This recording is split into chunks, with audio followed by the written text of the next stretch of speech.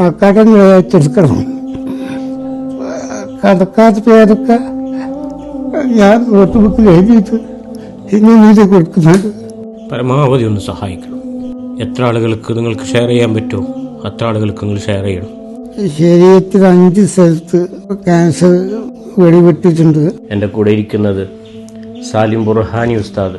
100-ലധികം ഗ്രന്ഥങ്ങൾ രചിക്കുകയും ഇൽമിന് വേണ്ടി ജീവിതം മാറ്റിവെക്കുകയും ചെയ്ത ബഹുന്യ ഉസ്താദാണ്. ഉസ്താദിൻ്റെ ഒരു കിഡ്നി മാറ്റിവെക്കേണ്ടി വന്നു. ശേഷം അസുഖമൊക്കെ മാറിയെന്ന് കരുതിയപ്പോൾ വീണ്ടും രോഗങ്ങൾ വന്നു. അവസാനം ക്യാൻസർ വന്ന് വല്ലാത്തൊരു അവസ്ഥയിലേക്ക് ഉസ്താദ് പോയിക്കൊണ്ടിരിക്കുകയാണ്. രോഗത്തിന് പണം ചെലവഴിച്ച് മറ്റു വിഷയങ്ങളിൽ കടങ്ങളായി ലക്ഷങ്ങളിങ്ങനെ കടങ്ങൾ പെരുകിക്കൊണ്ടിരിക്കുകയാണ്. പ്രിയപ്പെട്ട വിനീതനും പഠിക്കുന്ന കാലത്ത് ഉസ്താദിൻ്റെ കിതാബ് ഓതിയവന് ഇങ്ങനെ ഒരു വീഡിയോ ചെയ്യേണ്ടി വരുമെന്നത് പ്രിയപ്പെട്ടവരെ ഹൃദയം കൊണ്ട് പോലും ചിന്തിക്കാൻ പറ്റാത്തൊരവസ്ഥയാണ്. ഇങ്ങനൊരവസ്ഥയിൽ കടം വന്ന് മരിക്കും ഉസ്താദ് എന്ന് വേദനയോട് ഉസ്താദ് ചോദിക്കുമ്പോൾ പ്രിയപ്പെട്ടവരെ ദയവ് ചെയ്ത് നിങ്ങൾ സഹായിക്കണം. നിങ്ങളുടെ എല്ലാവിധ സ്വതക്കകളിലും നിങ്ങളുടെ സക്കാത്തുകളിലും ഉസ്താദിനെ ഉൾപ്പെടുത്തണം. പരമാവധി ഷെയർ ചെയ്തുകൊണ്ട് എല്ലാ ഉസ്താദുമാരും അവരുടെ മഹല്ലുകളിൽ ഉസ്താദിൻ്റെ വിഷയത്തിന് വേണ്ടി പ്രവർത്തിക്കണം. 3-4 വർഷമായി പലവിധ സർജറികളും പലവിധ ചികിത്സകളുമായി പുറത്തിറങ്ങാൻ കഴിയാതെ ശരീരത്തിൽ 5 സ്ഥലത്ത് ഇതിപ്പോൾ ക്യാൻസർ വെടിവെട്ടിട്ടുണ്ട്. അതിൽ കൈ, അതുപോലെ വൃക്ക, നെഞ്ഞ്, ശ്വാസം കൂടി ഭയങ്കര വിഷമത്തിലാണ്.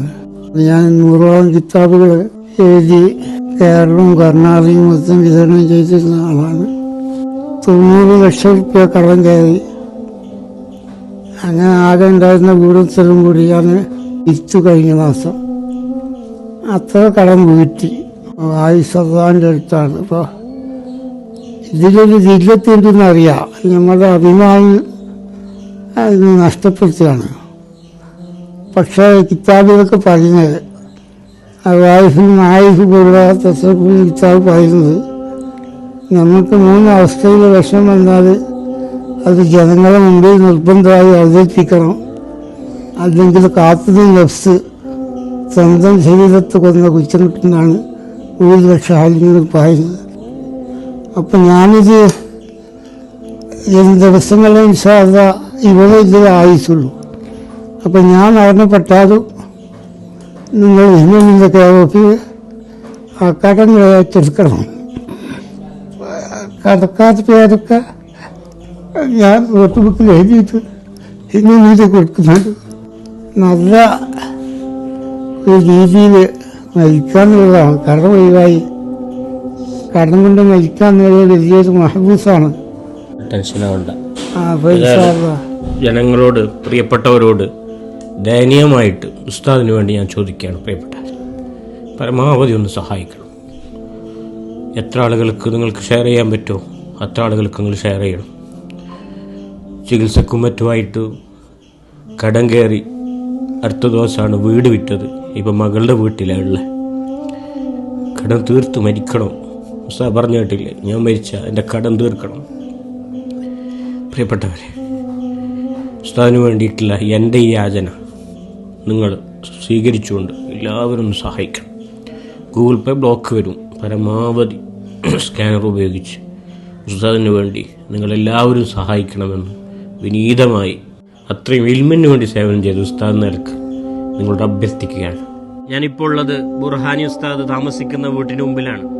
എടരിക്കോട് പഞ്ചായത്ത് പുതുപ്പറമ്പ് മഹല്ല് സെക്രട്ടറിയും പഞ്ചായത്ത് വൈസ് പ്രസിഡന്റും അദ്ദേഹം നമ്മോട് സംസാരിക്കും. ഉസ്താദ് പറഞ്ഞതുപോലെ തന്നെ സാലിം ബുർഹാനി ഉസ്താദ് വർഷങ്ങളായിട്ട് നമ്മുടെ നാട്ടിൽ നമ്മുടെ കൂടെ കഴിഞ്ഞു വരുന്ന ഉസ്താദ്. എല്ലാവരും ഇദ്ദേഹത്തിന്റെ കാര്യത്തിൽ പ്രത്യേകം ശ്രദ്ധയെടുത്ത് സഹായിക്കണമെന്ന് അഭ്യർത്ഥിക്കുന്നു. ബുർഹാനി ഉസ്താദിന്റെ ഈ പ്രയാസത്തിൽ കൂടെ നിൽക്കേണ്ടവർ മലയാളികളായ നമ്മളാണ്.